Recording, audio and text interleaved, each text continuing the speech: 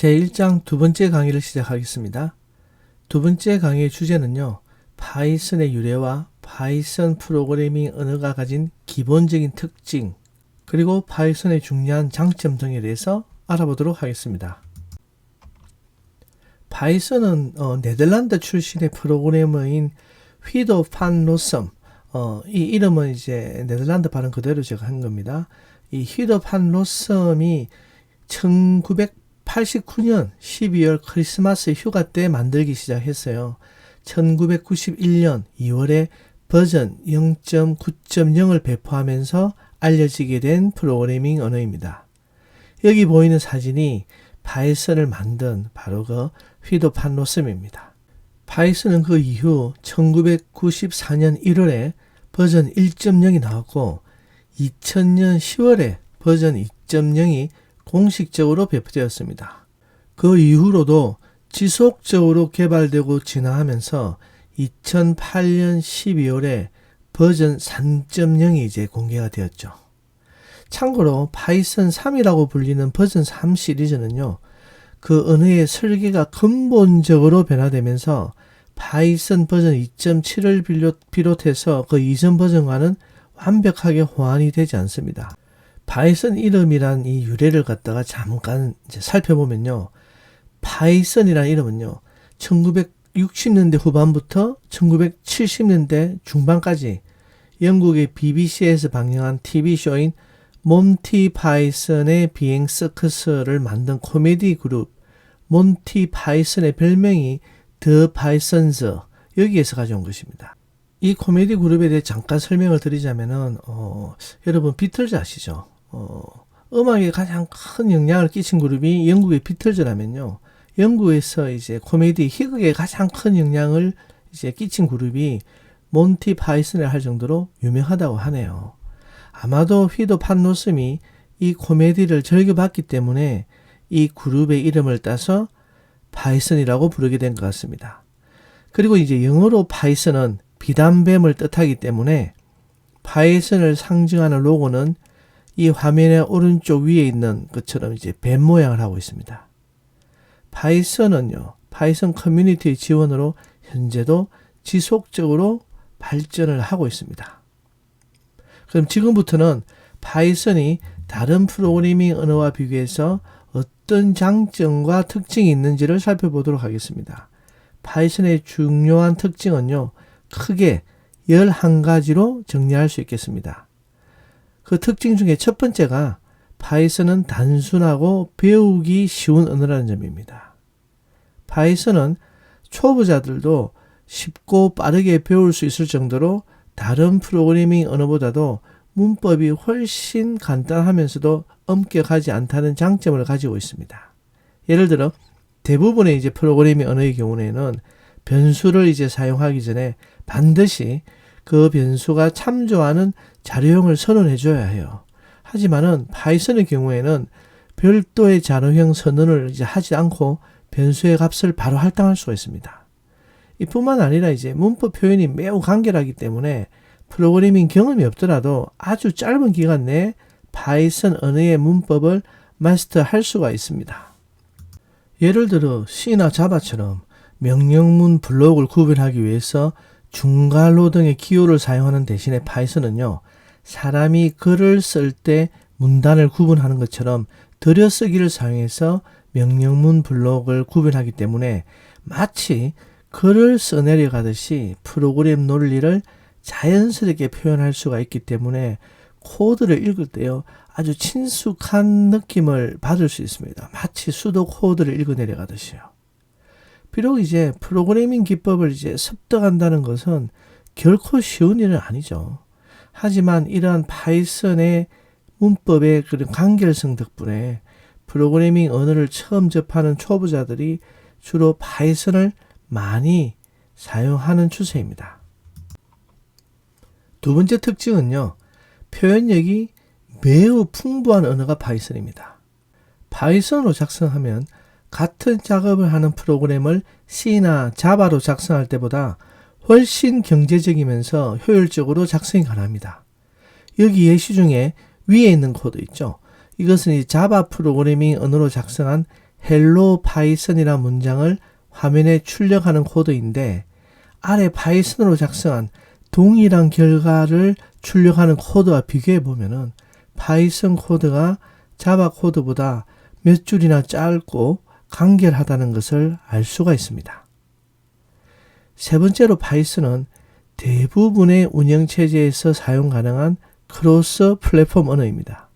따라서 윈도우 운영체제뿐만 아니라 맥 OS라든지 리눅스 이런 이제 다양한 운영체제에서 코드를 전혀 수정하지도 않고 그대로 파이썬을 실행할 수가 있습니다. 그리고 파이썬은 프로그램을 실행할 때마다 문장 단위로 번역을 해서 실행하는 해석형 언어입니다. 다른 말로는 인터프리트 언어 또는 번역형 언어라고도 부르는데요. 이런 해석형 언어인 인터프리트는 코드를 실행할 때마다 매번 기계어로 이제 변환해야 되는 그런 이제 컴퓨터 프로그래밍 환경을 말합니다. 파이썬은요, 소스 코드를 별도의 컴파일 과정 없이 바로 실행할 수 있습니다. 여기서 말하는 이제 컴파일 과정이라는 것은 컴퓨터 프로그래밍 언어로 작성한 소스 코드인 원시 코드를 미리 기계어로 변환해 놓는 과정을 말합니다. 물론 인터프리트 언어라고 해서 모두 컴파일 과정이 생략되는 것은 아닌데 그 대표적인 예가 자바입니다. 자바는 인터프리트 언어이지만 컴파일 과정을 필요로 합니다. 여기 나온 오른쪽 화면을 보면요. 자바는 소스 코드를 프로그램 편집기로 이제 작성한 후에 자바 C라 불리는 프로그램으로 소스 코드를 먼저 컴파일을 합니다. 이렇게 컴파일을 하면은 확장자가 클래스인 바이트 코드를 생성하게 되는데 이 클래스 파일을 갖다가 자바라 불리는 프로그램으로 실행을 합니다. 따라서 자바는 인터프리트 언어이긴 하지만 소스 코드를 이제 작성한 후에 컴파일 과정을 거쳐서 그리고 바이트 코드를 생성해야 자바 프로그램을 실행할 수 있습니다. 반면에 파이썬은 바이트 코드 생성을 자동으로 해주기 때문에 소스 코드를 이제 별도의 컴파일 과정 없이 바로 실행할 수 있습니다. 파이썬에서는 이처럼 소스 코드를 작성해서 이제 파일로 저장한 후에 그리고 이제 실행하는 것을 인터프리트 모드라고 부릅니다. 이를 스크립트 모드 또는 이제 파일 실행 모드라고 부르기도 합니다. 다섯 번째 특징은요. 파이썬이 이제 방금 설명한 프로그램을 작성해서 저장한 후에 실행하는 인터프리트 모드뿐만 아니라 대화형 모드를 제공합니다. 대화형 모드란 여기 있는 대화형 모드 예시처럼 코드를 마치 대화하듯이 한 줄 입력하고 실행한 후에 그 결과를 이제 확인합니다. 그리고 나서 바로 그 다음 줄에 다른 코드를 입력하고 다시 실행하는 그런 모드를 이제 우리는 대화형 모드라고 얘기합니다. 물론 속도가 컴파일러 방식보다는 느린 단점이 있지만 대화형 모드에서 한 줄 한 줄 코드를 실행해서 그 결과를 확인하면서 특정 작업을 진행할 수 있기 때문에 매우 편리합니다. 뿐만 아니라 결과값을 즉시에 이제 확인할 수가 있어서 코드를 쉽게 이제 테스트해 볼 수 있고요. 그리고 파이썬 언어가 제공하는 다양한 기능들을 이런 장점을 이용해서요. 즉석에서 실험적으로 사용해 볼 수도 있습니다. 참고로 이제 이 강의에서 소개하는 대부분의 코드 예문은 대화형 모드에서 실행한 것입니다. 여기 예시에서 왼쪽에 나타나 있는 3개의 꺽쇠 형태로 된 프롬프트가 있는데 이것이 바로 대화형 모드를 뜻합니다. 여섯 번째 특징으로 파이썬은요. 자바처럼 객체 지향형 언어이면서도 거기에 한정되지 않고 C와 같은 절차형 언어의 특징과 스킴처럼 함수형 언어의 특징을 모두 가지고 있는 멀티 패러다임 프로그래밍 언어입니다. 파이썬은 본질적으로 객체 지향형 프로그래밍 언어를 추구하고 있습니다. 물론. 따라서 파이썬에서는요. 숫자 그리고 문자 이 모든 것들이 클래스와 객체로 구현되어 있습니다. 객체 지향이라는 개념이 지금은 이제 여러분에게 생소한 개념일 수 있는데 지금 이해하려고 노력하지 마시고요. 나중에 상세히 다루도록 하겠습니다. 자바의 경우는 클래스의 개념을 먼저 이해해야 프로그램을 제대로 작성할 수 있는데 이런 클래스와 객체 등 객체 지향 개념을 제대로 이해하는 것은요, 결코 쉬운 일이 아닙니다. 그러나 파이썬의 경우 클래스와 객체의 개념을 모르더라도 곧바로 프로그램을 작성할 수 있습니다. 따라서 자바에 비해서 파이썬의 이런 학습 속도라 해야 할까요? 배우는 속도가 훨씬 빠를 수밖에 없습니다. 20년 이상 이제 프로그래밍 강의를 한 저의 경험에 비추어 볼 때도 자바는 이제 어려운 개념인 클래스와 객체를 처음부터 이제 이해를 해야 하기 때문에 자바 언어를 배우는 것은 쉽지 않고 학생들이 한 학기 이상 자바를 학습해도 일부 학생을 제외하고는 대부분의 학생은요, 자바의 이런 강력한 기능을 제대로 활용하지 못하는 경우가 많았습니다. 그러나 파이썬의 경우에는 클래스와 객체를 처음부터 배울 필요가 없고 심지어는 이런 개념을 모르더라도 학생들이 파이썬의 기본을 이해하는데 한 학기 정도면요, 충분한 것 같습니다. 그 이유를 곰곰이 생각해 보면 파이썬이 이제 근본적으로는 이제 객체 지향형 언어이긴 하지만 멀티 패러다임 언어이기 때문에 클래스와 객체를 잘 몰라도 파이썬의 뛰어난 기능을 손쉽게 사용할 수 있기 때문입니다. 7번째 특징으로 파이썬은 유연하고 강력한 자료형인 리스트, 튜플, 딕셔너리 등을 제공하고 있고요. 그리고 클래스나 모듈, 패키지, 예외 처리, 자동 메모리 관리 등을 이제 지원할 뿐만 아니라 다중 상속, 생성자, 리스트 축약, 세트 축약, 딕셔너리 축약 등과 같이 다양하고 강력한 고급 프로그래밍 이제 기능을 제공하고 있습니다. 특히 축약 기법은요, 파이썬 코드를 아주 간결하게 작성할 수 있게 하고 자료 구조와 알고리즘에 대한 깊은 지식이 없어도 기본적으로 제공이 되는 이런 복합 자료형인 리스트나 딕셔너리를 활용해서 손쉽게 복잡한 데이터를 처리할 수 있는 장점을 가지고 있습니다. 8번째, 이제 파이썬은 다른 프로그래밍 언어들과는 비교가 안 될 정도로 다양한 라이브러리를 제공합니다. 원하는 정보를 찾아볼 수 있는 도서관이란 뜻처럼 라이브러리는 다양한 기능을 재활용해서 이제 사용할 수 있도록 함수나 이제 모듈 등을 쉽게 불러서 쓸 수 있게 미리 작성해서 컴파일해 놓은 코드들의 모음입니다. 파이썬이 현재 가장 인기 있는 이제 컴퓨터 언어인 이유 중에 하나가 이처럼 강력한 기능이 장착된 표준 라이브러리를 갖다가 기본적으로 제공할 뿐만 아니라요, 개인이나 이제 단체가 만들어서 배포하는 아주 유용하고 기능이 풍부한 수만 개가 넘는 라이브러리가 존재합니다. 그리고 필요시 언제든 간단한 명령으로 인터넷을 통해 설치한 후에 바로 사용이 가능하기 때문에 매우 편리합니다.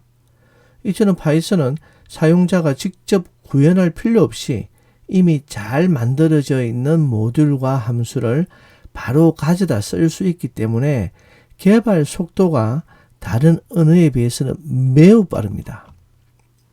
9번째 장점으로는 대규모의 파이썬 사용자 커뮤니티가 존재한다는 것입니다. 사용자 커뮤니티가 크다는 뜻은요, 파이썬과 관련해서 언제든지 손쉽게 여러분이 도움을 받을 수 있고요. 그리고 그것뿐만 아니라 참고 자료도 아주 풍부하게 있다는 것을 이제 뜻합니다. 예를 들어 앞서 설명한 대표적인 이제 사용자 커뮤니티로 스택 오버플로우가 있었는데 파이썬 사용자들은 이곳에서 파이썬 관련된 많은 도움을 받을 수가 있습니다. 그리고 구글이나 네이버 등 이제 인기 있는 포털 사이트에서도 파이썬 사용자가 이제 워낙 많다 보니까 파이썬 관련 질문과 답변이 검색 결과에 가장 이제 위쪽에 이제 위치하는 경우가 많아서 여러 가지 이제 여러분이 궁금한 것이 있으면은 여기를 검색해서 손쉽게 찾아볼 수가 있겠습니다. 예를 들어 이제 프로그램 이제 실행할 때 오류가 발생했다. 그러면요, 그냥 그 오류 메시지를 복사해서 포탈의 검색창에다가 붙여넣고 검색하면은 대부분의 경우는 곧바로 그 오류에 관련된 답을 찾을 수가 있어요. 10번째로 파이썬은 뛰어난 확장성을 제공한다 볼 수 있습니다.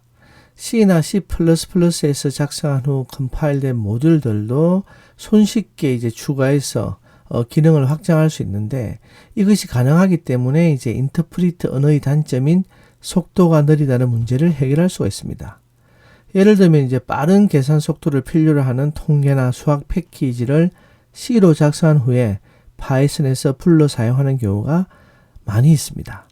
이뿐만 아니라 파이썬은요, 프로그래밍 가능한 인터페이스를 제공하기 때문에 다른 프로그래밍 언어에서도 파이썬으로 작성한 코드를 활용할 수가 있습니다. 끝으로 파이썬은 무료로 자유롭게 사용할 수 있는 오픈소스입니다. 이 free라는 의미가 무료라는 의미도 있고 이 자유라는 의미도 있는데요. 먼저 파이썬은요, 일단 무료입니다.